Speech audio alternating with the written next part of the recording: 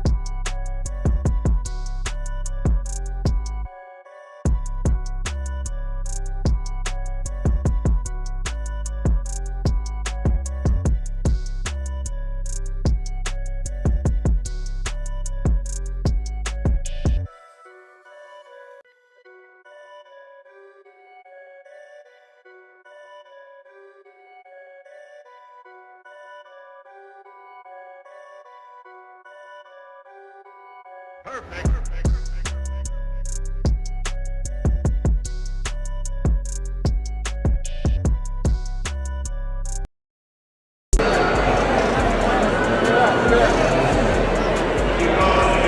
That motherfucker look like he's 200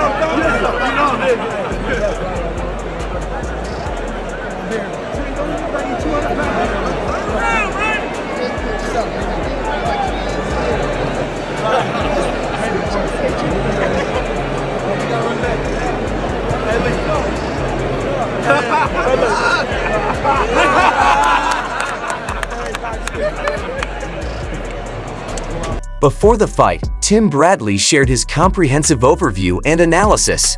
He said that Davis was heavily favored to win against Martin. However, it's easy to overlook fighters because of their limited experience, neglecting to recognize the years they've spent envisioning strategy and training for the chance to become world champions. Hunger, an intangible and invaluable trait, can turn any fighter into a formidable opponent, regardless of who they face. Bradley said Davis is a true master of the sweet science, with one of the most versatile skill sets among all champions. With his right foot and hand positioned forward, the southpaw stance gives him an edge, as do his hand speed, power accuracy, and tactical prowess. Davis seems to possess a sixth sense that helps him detect fears and weaknesses in his opponents. With a low center of gravity and a height of just 5'52", he leverages his stature to unleash powerful upward strikes. This lower stance not only enhances his explosive punching power, but also allows him to surprise his opponents by attacking from unexpected angles. Bradley said that Tank parallels the elite pound-for-pound boxer NAA in that both are akin to masterful chess players and execute predators, meticulously crafting their moves to exploit their opponent's defensive weaknesses for maximum effect. Bradley added that Davis is known for unleashing his power punches once he has worn down his body physically and mentally, quickly transforming into a violent offensive rhythm with incredible precision, speed, power, and accuracy while moving at different angles. When asked about Frank Martin Bradley, he stated that he relies heavily on his endurance, requiring ample oxygen across 12 intense rounds. His fighting technique mirrors Davis's, characterized by fluid guard shifts, strategic setups, and adept counterattacks. However, Martin differs from Tank. Davis lacks explosive knockout power from single punches. Instead, he relies on lightning. Fast reflexes and swift reactions compensate for his fighting style. Precision counterpunching and swift combinations often execute direct attacks while swiftly evading retaliation. According to Bradley, Martin's experience may be limited on paper, but he has impressive control, offensive, and defensive skills inside the ring. When stationed in the pocket, he's a bit of a control freak, showcasing nuances. Beyond his experience with guard manipulation frames, body bumps, guard pins, turning on slight angles, and maintaining head control, Errol Spence predicted before the fight that Frank Martin would cause an upset on Saturday night. Speaking of fight hype, Spence explained his choice and said, "I'm very impressed. I think he's ready. I think this is the moment he's been waiting for a long time."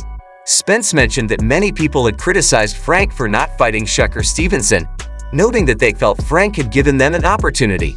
However, Spence stated that a bigger opportunity came with Tank, and he expressed his excitement about it. He added that Frank could show people that he is the top dog at 135 pounds. Spence concluded that Frank listened to himself and decided it wasn't the right fight to take. It's good that Martin didn't take the fight with Shakur, because he might have lost it, and then his career would be in bad shape. Andre Berto, a former welterweight champion, predicted that Tank would retain his WBA regular lightweight title. Berto thought that being in such a spotlight, given the attention it was getting, might overwhelm Martin, causing him to falter when he faced Tank. Davis Berto added, "I like both guys, but it's hard to go against Tank. He has kind of the full package picking Tank." Davis to defeat challenger Frank Martin. Most boxing enthusiasts prefer Tanks. Davis for the win, yet Martin was gearing up to fight with everything he had. Tank had never faced a challenger of Martin's caliber before. Mayweather Promotions successfully guided Tank's career for several years until he ventured independently. The hero said he's fast, he's strong, and a lot of people out there look past the fact that he's very fundamentally sound. He's used to these big events. This is going to be the first time that we see Frank Martin in a big show. Berto further added that a lot of times just being in a big show like this will a lot of guys, especially if you're walking in with an animal like a Tank. So it's going to be a lot for Frank to try and deal with. You're talking about skill, power, and atmosphere, so I'd give it to Tank in the meantime. Hector Luis Garcia, a former Vin Davis opponent, did not offer Frank Martin much hope for this fight. Speaking of the boxing scene, Garcia acknowledged his skills but did not think there was a way past Davis. Garcia said, "We can't take anything away from Martin. He is a talented fighter." Having said that, I expect Tank to win by knockout. I think that his speed and power will be too much for Martin. On the other hand, Teofimo Lopez confidently forecasted a win for Tank. Davis emphasized the importance of handling such significant moments effectively. He said Tank and Frank are having a fantastic fight. It's a good show and event, despite Tank not showing up to the grander rivals the other day. I think Tank has a lot of focus and understands what it takes to get to the next level. Lopez remarked that Frank Martin had never experienced such a high degree of pedigree or magnitude of a fight before. He mentioned that Martin would have tens of thousands of people in attendance and millions watching at home, emphasizing that there would be a lot of pressure on him. Lopez noted that this was exactly what one asks for in such situations. He further explained that, "I don't understand these fighters. They ask to be the best and fight the best, but when it comes to it, they choke when it matters the most. You asked for it, and this is what it comes with. Get ready, buckle up, put your big boy pants on, and fight." Lopez went on to say that he believes Frank Martin could show a lot of holes in the Tank style. He can show the Tank style flaws, but is he mentally strongest? We'll see on June 15th. Lopez believed that Tanks would prevail in Saturday's battle in Las Vegas, but he still regarded Terence Crawford as the possible opponent he most wanted to face. Lopez viewed himself as being on a different path than Tank. He said it's for Tank's WBA lightweight title, so the world title is on the line. Frank has a lot to gain and nothing to lose. Everyone's counting. Frank Martin is out. He's the underdog. People expect Tank to win by knockout. As a boxing expert, I believe Tank should finish him in no more than 6 or 7 rounds. That's where I'm at. Doug Fizer also shared his insights, offering a detailed analysis and prediction for the bout. He expressed optimism about the Davis vs. Martin fight, despite some fan criticism. According to Fisher, this bout represented a solid matchup between two top lightweights. Fisher highlighted the stylistic and mental contrasts between the two fighters, suggesting that their clash promised an entertaining display of skills.